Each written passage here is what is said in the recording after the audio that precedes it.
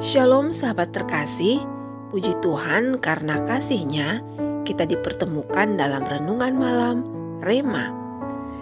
Buat sahabat setia Rema, terima kasih ya karena selalu ada bersama Rema. Juga buat sahabat yang baru bergabung, terima kasih karena sudah bergabung bersama Rema. Doa Rema, sahabat semua selalu ada dalam kasih dan perlindungan Tuhan Yesus Kristus.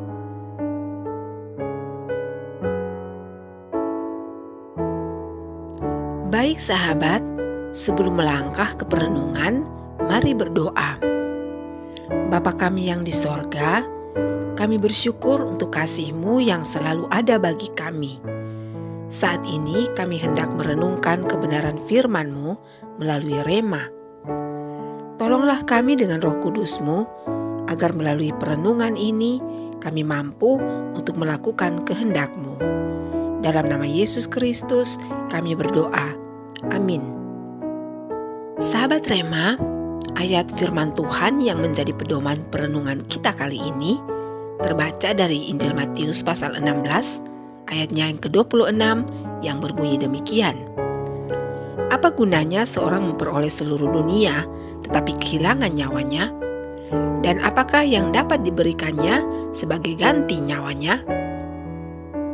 Sahabat, ada sebuah film menceritakan bagaimana sekelompok orang yang hendak keluar dari pulau di mana mereka terdampar selama belasan tahun lamanya. Segala cara dan upaya telah dilakukan agar mereka bisa keluar dari pulau itu. Salah satu upaya terbesar mereka adalah membuat kapal.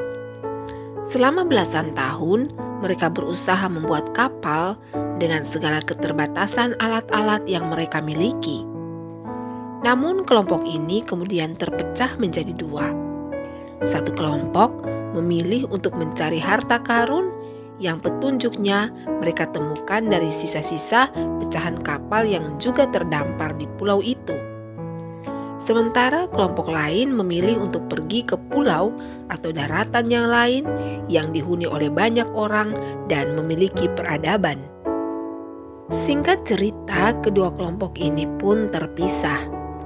Kelompok kedua menemukan daratan di mana ada peradaban di sana dan mereka memulai hidup yang baru yang jauh lebih baik dari sebelumnya.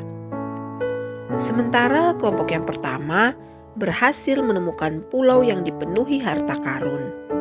Namun, hidup mereka tidak tenang karena selalu dihantui dan diburu oleh penunggu pulau itu hingga pada akhirnya satu persatu mereka kehilangan nyawanya.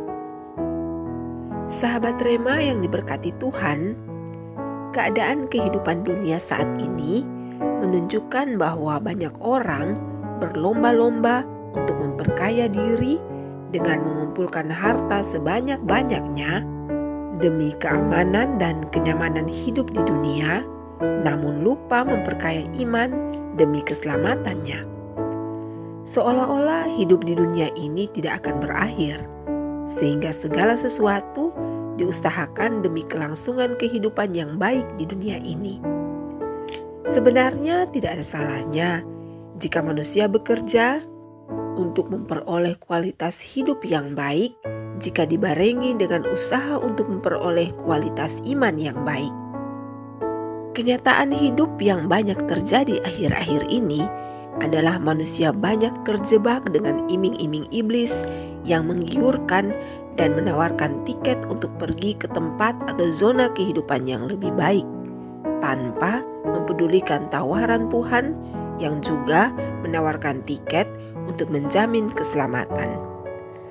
Tawaran iblis terlihat lebih menjanjikan, lebih wah dan lebih cepat realisasinya dibanding tawaran Tuhan yang terlihat biasa saja, kurang wah dan harus melalui proses.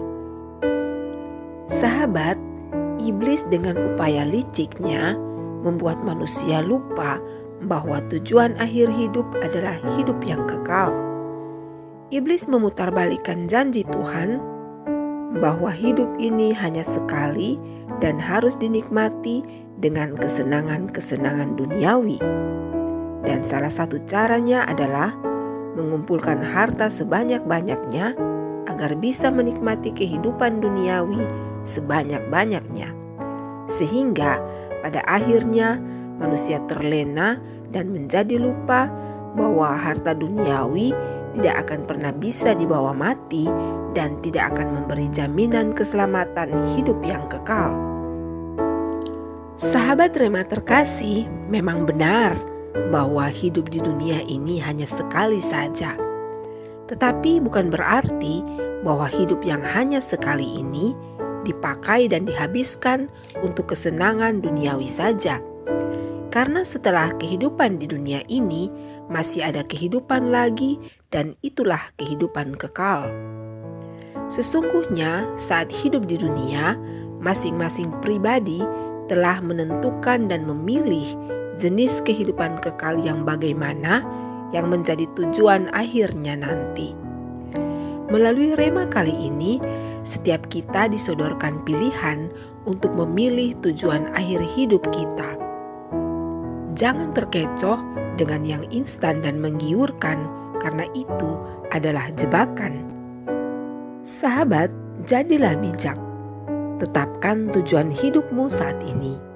Jangan gadaikan nyawa untuk sesuatu yang tidak kekal, tetapi pastikan bahwa nyawa kita ada di tangan Tuhan, Sang Empunya hidup yang kekal.